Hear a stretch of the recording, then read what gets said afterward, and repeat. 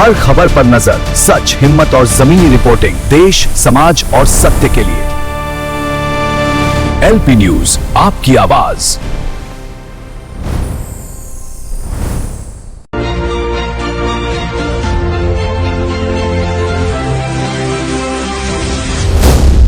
LP news. नमस्कार, आपका स्वागत है। मैं रेशमा। 8 PM न्यूज में हम देखेंगे दुर्ग जिले समेत देश विदेश की कुछ प्रमुख खबरें। आइए शुरू करते हैं पहले दुर्ग जिले की खबरों से। होली पर्व को लेकर दुर्ग पुलिस अलर्ट मोड पर है। जिले में 3, 4 और 5 मार्च को विशेष सघन वाहन चेकिंग अभियान चलाया जाएगा। पुलिस ने साफ किया है कि त्योहार के दौरान किसी भी तरह की लापरवाही बर्दाश्त नहीं की जाएगी। दुर्ग जिले में होली पर्व के मद्देनजर पुलिस प्रशासन ने विशेष सघन वाहन चेकिंग अभियान की घोषणा की है। 3, 4 और 5 मार्च को जिले भर में व्यापक स्तर पर जांच अभियान चलाया जाएगा। पुलिस के अनुसार 2 पहिया वाहन पर 3 सवारी पूरी तरह प्रतिबंधित है। शराब या किसी भी नशीले पदार्थ का सेवन कर वाहन चलाना गंभीर अपराध माना जाएगा। नाबालिगों द्वारा वाहन संचालन पर भी पूर्ण रोक रहेगी। ऐसे मामलों में वाहन चालक के साथ साथ वाहन मालिक के विरुद्ध भी वैधानिक कार्रवाई की जाएगी। अभियान के दौरान प्रमुख चौक चौराहों, बाजार क्षेत्रों, हाईवे और संवेदनशील स्थानों पर बैरिकेडिंग कर जांच की जाएगी। ब्रेथ एनालाइजर से शराब की जांच, वाहन, दस्तावेजों की पड़ताल और संदिग्ध गतिविधियों पर विशेष निगरानी रखी जाएगी। नियमों का उल्लंघन करने वालों पर मौके पर ही चालानी कार्रवाई की जाएगी। गंभीर मामलों में वाहन की तत्काल जब्ती, प्रकरण दर्ज कर न्यायालयीन कार्रवाई तथा आवश्यकता पड़ने पर जेल भेजने की प्रक्रिया भी अपनाई जाएगी। पुलिस ने नागरिकों, अभिभावकों और युवाओं से अपील की है कि होली के उत्साह में कानून हाथ में ना लें। हेलमेट और सीट बेल्ट का अनिवार्य रूप से उपयोग करें और जिम्मेदार नागरिक होने का परिचय दें। पुलिस प्रशासन ने स्पष्ट संदेश दिया है कि होली खुशियों का त्योहार है, इसे अव्यवस्था या दुर्घटना में न बदले। अभियान का उद्देश्य आमजन की सुरक्षा सुनिश्चित करना है, न कि अनावश्यक दंडात्मक कार्रवाई। अतः सभी नागरिक सहयोग करें और सुरक्षित होली मनाएं।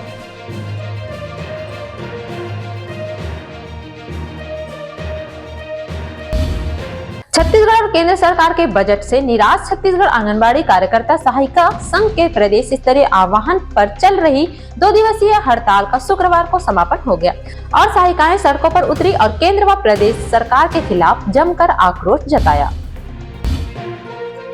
हड़ताल के समापन अवसर पर आंगनबाड़ी कार्यकर्ताओं ने प्रधानमंत्री और मुख्यमंत्री के नाम जिला कलेक्टर को ज्ञापन सौंपा। ज्ञापन में सम्मानजनक वेतन, मानदेय बढ़ोतरी और सामाजिक सुरक्षा की मांग प्रमुख रूप से रखी गई।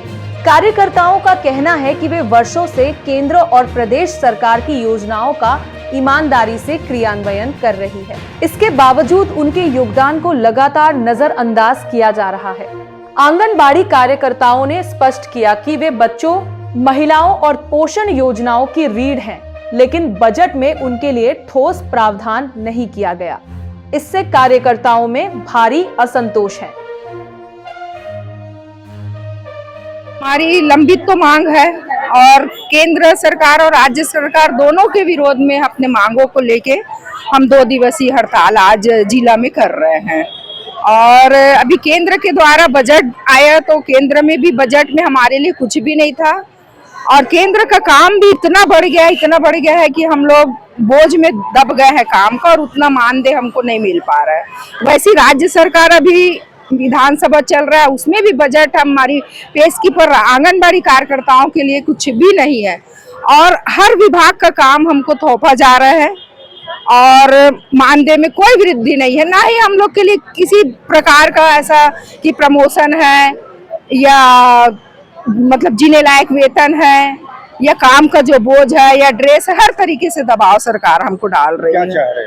हम चाहते हैं कि हमारी जो जीने लायक वेतन दे और जो ड्रेस का कोड दिए हैं उसका हम विरोध करते हैं क्योंकि हम शासकीय कर्मचारी नहीं है। या तो हमको शासकीय कर्मचारी घोषित करो या हमको वेतन 30,000 दो और सहायिकाओं बहन को 25,000 दो। दूसरी बात, सभी प्रमोशन विभाग में भी होता है पर कार्यकर्ताओं के लिए कोई प्रमोशन नहीं है, कुछ भी नहीं है। अभी 26 और 27 2 दिन का सांकेतिक हड़ताल था। 8 मार्च तक सरकार को समय दिए हैं। यदि मांगे पूरी नहीं करते हैं तो 9 मार्च को रायपुर में प्रदेश स्तर में वहाँ पर हड़ताल रहेगी। उसके बावजूद अगर नहीं होता है मानदेय पूरा तो फिर अनिश्चितकालीन के लिए बात होना पड़ेगा। फिलहाल 2 दिवसीय हड़ताल समाप्त हो चुकी है, लेकिन मांगे नहीं मानी गई तो आंगनबाड़ी कार्यकर्ता अनिश्चितकालीन आंदोलन की चेतावनी दे चुकी है। अब देखना होगा कि प्रदेश सरकार इनकी मांगों को कितनी गंभीरता से लेती है।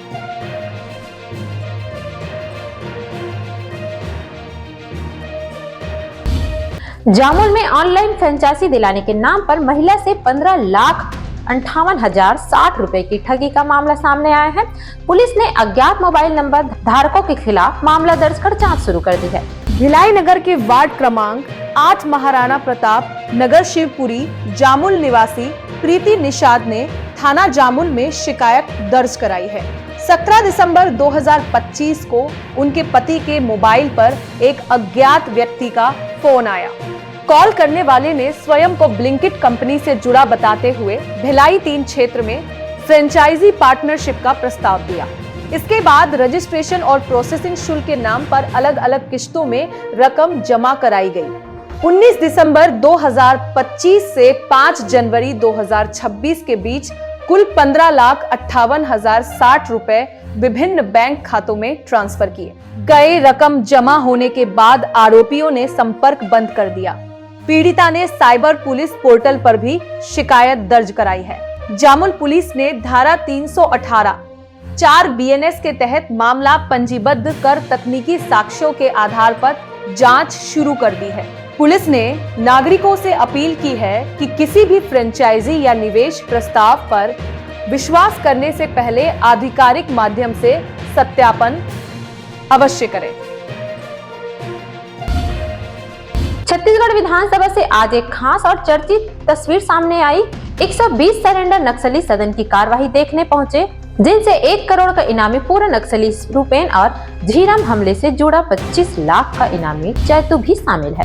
छत्तीसगढ़ विधानसभा में आज उस समय अलग ही माहौल देखने को मिला, जब 120 सरेंडर नक्सली दर्शक दीर्घा में बैठकर सदन की कार्यवाही के साक्षी बने।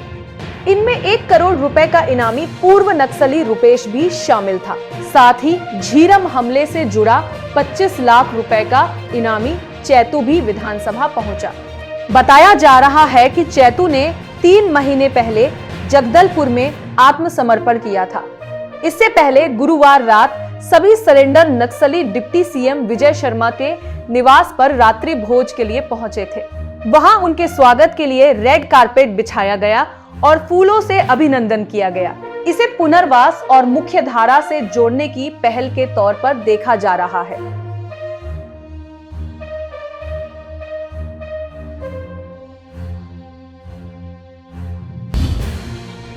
गरियाबंद जिले के ग्राम सडौली में स्व सहायता समूह की महिलाएं इस बार प्राकृतिक हर्बल गुलाल बनाकर सुरक्षित और पर्यावरण अनुकूल होली का संदेश दे रही है। राष्ट्रीय ग्रामीण आजीविका मिशन विभाग से जुड़ी ये महिलाएं आत्मनिर्भरता की मिसाल पेश कर रही है। रंगों के त्योहार होली को इस बार खास बना रही है। ग्राम सडौली की राखी महिला ग्राम संगठन की महिलाएं राष्ट्रीय ग्रामीण आजीविका मिशन बिहान के अंतर्गत जुड़ी 10 सक्रिय महिलाएं हर्बल गुलाल का निर्माण कर न सिर्फ सुरक्षित होली का संदेश दे रही, बल्कि स्वरोजगार के जरिए आत्मनिर्भर भी बन रही है। गुलाल बनाने की प्रक्रिया पूरी तरह प्राकृतिक है। महिलाएं पलाश और टेशु के फूलों से पीला और गहरा लाल रंग तैयार करती हैं। चुकंदर और गुलाब की पंखुड़ियों से गुलाबी रंग निकाला जाता है। पालक और मेहंदी की पत्तियों से हरा रंग बनाया जाता है, जबकि अपराजिता के फूलों से नीला रंग तैयार किया जाता है। इन सभी प्राकृतिक रंगों को अरारोट पाउडर में मिलाकर केमिकल मुक्त हर्बल गुलाल बनाया जाता है, जिससे ये त्वचा और स्वास्थ्य के लिए सुरक्षित रहता है। समूह की पीआरपी मीना साहू के अनुसार पिछले वर्ष हर्बल गुलाल की मांग काफी अधिक रही थी। महिलाओं ने करीब 30,000 रुपए से ज्यादा की बिक्री कर लगभग 10,000 रुपए का शुद्ध लाभ अर्जित किया। इसी उत्साह और मांग को देखते हुए इस वर्ष उत्पादन पहले ही शुरू कर दिया गया है। मुख्यमंत्री विष्णुदेव साय के नेतृत्व में प्रदेश की ग्रामीण महिलाएं आत्मनिर्भरता की दिशा में लगातार आगे बढ़ रही हैं। कलेक्टर और जिला पंचायत के मुख्य कार्यपालन अधिकारी ने भी महिलाओं के प्रयासों की सराहना करते हुए इसे महिला सशक्तिकरण की मजबूत पहल बताया है। प्राकृतिक गुलाल के माध्यम से ये महिलाएं न केवल पर्यावरण संरक्षण का संदेश दे रही हैं, बल्कि गांव की अर्थव्यवस्था को भी नई मजबूती प्रदान कर रही है।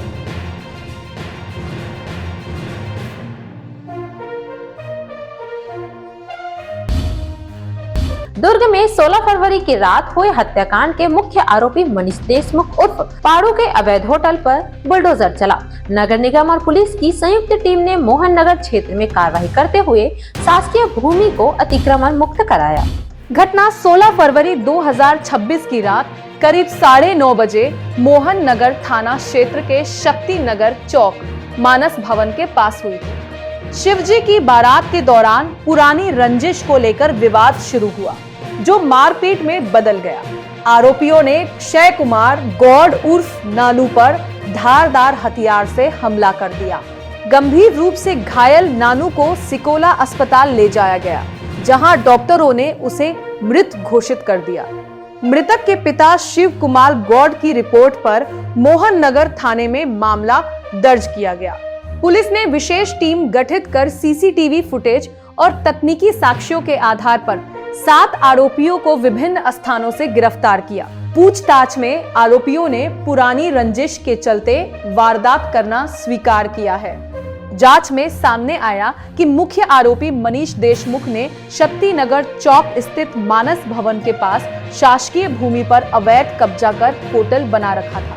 पुलिस के पत्राचार के बाद नगर निगम और पुलिस की संयुक्त टीम ने वैधानिक प्रक्रिया पूरी कर बुलडोजर से अवैध निर्माण ध्वस्त कर जमीन को अतिक्रमण मुक्त करा दिया।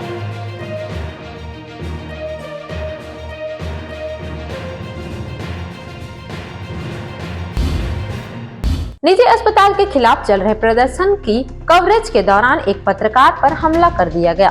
घटना के समय मौके पर भारी पुलिस बल मौजूद था, बावजूद इसके पत्रकार के साथ मारपीट हुई। मामले में एफआईआर दर्ज कर जांच शुरू कर दी है।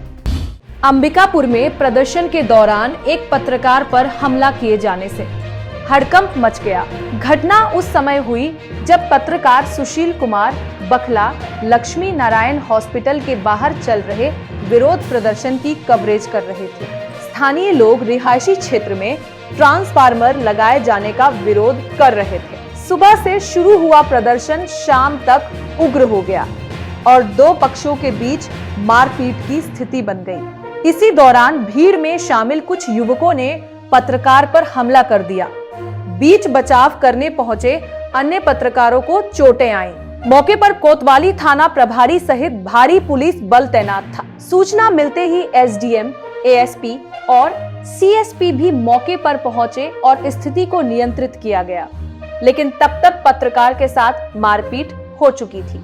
घटना के विरोध में सरगुजा प्रेस क्लब सहित जिले भर के पत्रकारों ने कोतवाली थाने का घेराव कर नारेबाजी की और धरने पर बैठ गए। पुलिस ने पत्रकारों की शिकायत पर भारतीय न्याय संहिता की धारा 296, धारा 351 की उपधारा 2, धारा 115 की उपधारा 2 और धारा 3 की उपधारा 5 के तहत मामला दर्ज किया है। साथ ही अनुसूचित जाति एवं अनुसूचित जनजाति अत्याचार निवारण अधिनियम की संबंधित धाराओं में भी अपराध पंजीबद्ध किया गया है। एफआईआर दर्ज होने के बाद पत्रकारों ने धरना समाप्त किया, लेकिन आरोपियों की शीघ्र गिरफ्तारी और घटना के दौरान निष्क्रिय रहे अधिकारियों पर कार्रवाई की मांग जारी है। अपराधियों को संरक्षण देना बंद करो, अपराधियों को संरक्षण देना बंद करो। पत्रकार के ऊपर हुए हमले के पर जो आरोपी उसकी गिरफ्तारी करो, गिरफ्तारी करो, गिरफ्तारी करो, गिरफ्तारी करो, गिरफ्तारी करो, गिरफ्तारी करो। दर्शक बनकर पुलिस जो तमाशा देख रही है उसके खिलाफ भी कार्रवाई हो, कार्रवाई हो, कार्रवाई हो।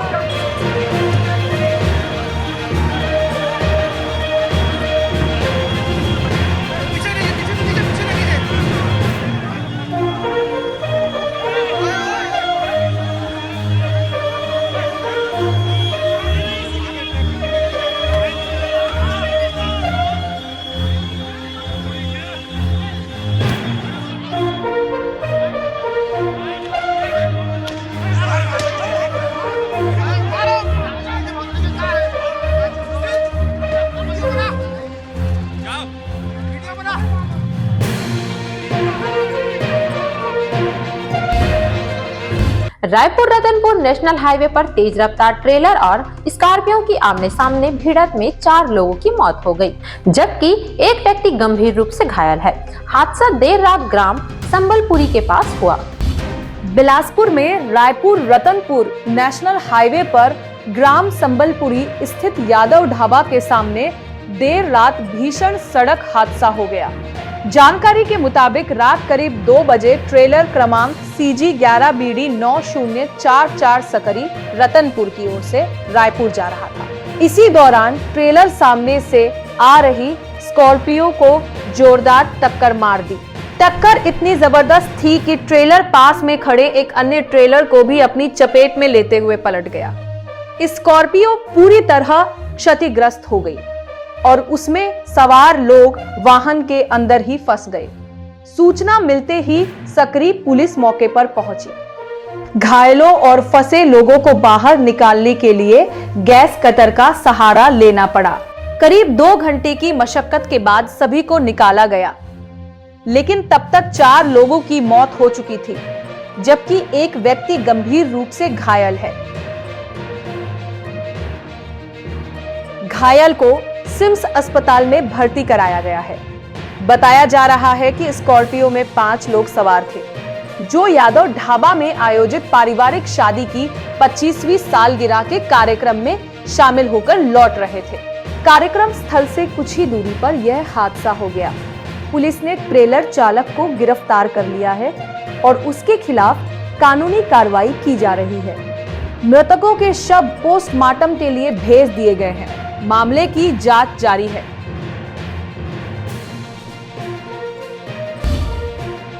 एंटी करप्शन ब्यूरो और EOW ने करोड़ों रुपए के गबन मामले में स्टेट बैंक ऑफ इंडिया की एक निलंबित महिला कैशियर को गिरफ्तार किया है।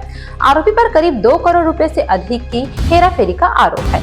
बिलासपुर में एंटी करप्शन ब्यूरो और EOW ने बड़ी कार्रवाई करते हुए करोड़ों के बैंक घोटाले का खुलासा किया है।